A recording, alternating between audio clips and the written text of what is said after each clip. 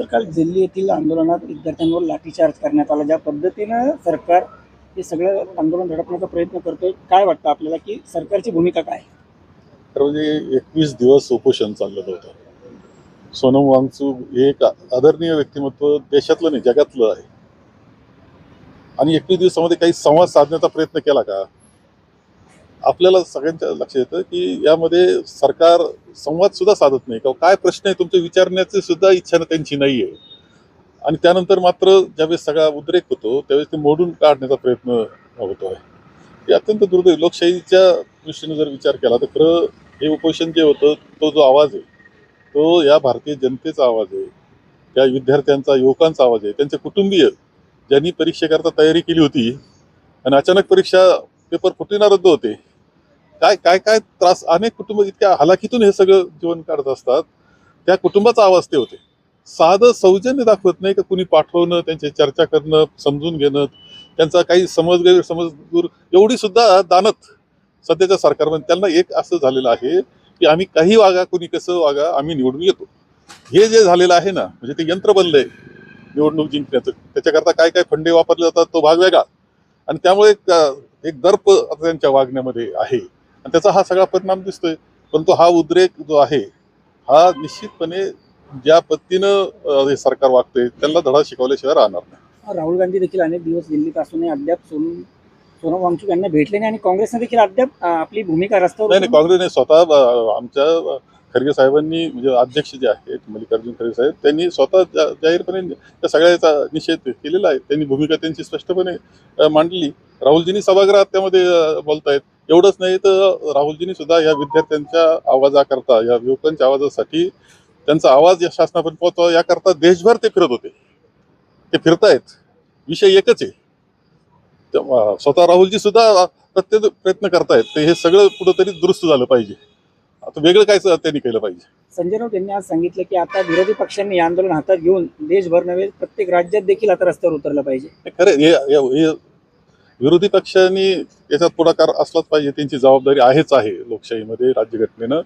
परंतु त्याबरोबर जनतेनं सुद्धा आता जागृत होऊन हा देश दुरुस्त, लोकशाही वाचवण्याचं काम करावं लागणार. देशात जे सगळी मोडतोड झालेली आहे, अनागुंदी वाढलेली आहे, ते दुरुस्त करण्याची जबाबदारी सुद्धा जनतेची सुद्धा आहे. जनतेनं मागे राहावं, कुणीतरी दुसऱ्यानं करावं असं नाही होऊ शकत. सध्या SIR प्रक्रिया सुरू आहे. काही दिवसांपूर्वी असं समोर आलं की भाजप कार्यालयातच तिथं बोलून त्या ठिकाणी SIRचे फॉर्म भरले जातात. ही प्रक्रिया निष्पक्ष बनवली असं वाटतंय? नाही, असं करू नये. कुणी करीत असेल तर ते चुकीचं आहे.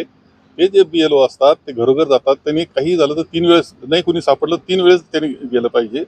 BLA 1 आहे, BLA 2 आहे, सगळ्या पक्षांना ती संधी जर दिलेली आहे तर त्याची जी पद्धत आहे त्या पद्धतीनंच त्याची जपवणूक, त्या पद्धतीची जपवणूक केली पाहिजे, काळजी घेतली पाहिजे, नाव आलं पाहिजे सगळ्यांचं. कारण मतदार यादी हा लोकशाहीचा पाया आहे. तिथून लोकशाहीची सुरुवात होत असते. ते काळजीपूर्वक झालं पाहिजे, याचा प्रयत्न सगळ्यांनी केला पाहिजे. त्याच्यामध्ये काहीतरी आता चुकीचं काही कुणी वागू नये एवढी अपेक्षा आहे. शेवटचा प्रश्न, अहिल्यानगर जिल्हा बँकेची निवडणूक पुन्हा एकदा आता समोर येते. राम शिंदे सध्या विरोधी पक्षातील जेवढे नेते आहेत त्यांची या भेटीगाठी घेतात. कुठेतरी थोरात विखे यांच्या संघर्ष असलेल्या या बँकेवर आता राम शिंदेच्या एंट्रीमुळे संघर्ष नव्हता. तुम्हाला खरं सांगतो की बँक अशी एक पक्षाच्या विरहित पद्धतीनं चाललेली आहे. दुर्दैवानं काही वेळेस मध्ये काही लोक असे येऊन गेले ज्याच्यातून अडचणी निर्माण झाल्या. हे जरी खरं, मी कायम जवळजवळ 4 निवडणुका तरी त्या निवडणुकीचा म्हणजे मी पुढं आलो आणि त्या सगळ्यांना एकत्र आणलं, पक्षाच्या विरहित आणलं, वाद मिटवले, त्यांना एकत्र आणून पूर्ण पॅनल तयार केला, पॅनल निवडून आणला किंवा बिनविरोध झाले. फक्त अनुभव माझा थोडासा कटू असा आहे की नंतर मात्र सगळे पॅनल म्हणून निवडून आल्यानंतर सुद्धा जे एकत्र पद्धतीने काम केलं पाहिजे तो प्रत्येकजण पुन्हा स्वतंत्र होत असतो आणि आपल्या आपल्या मनमानी करत असतो. त्यामुळे माझा फार कटू अनुभव त्या विषयामध्ये आहे.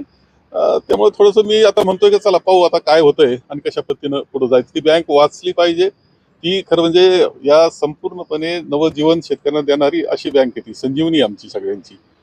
निव्वळ शेतकरी, कारखानदार असेल, दूध व्यवसाय असेल, सगळ्याला ताकद द्यायचं काम ती करत असते. तिचं महत्व अनन्यसाधारण आहे.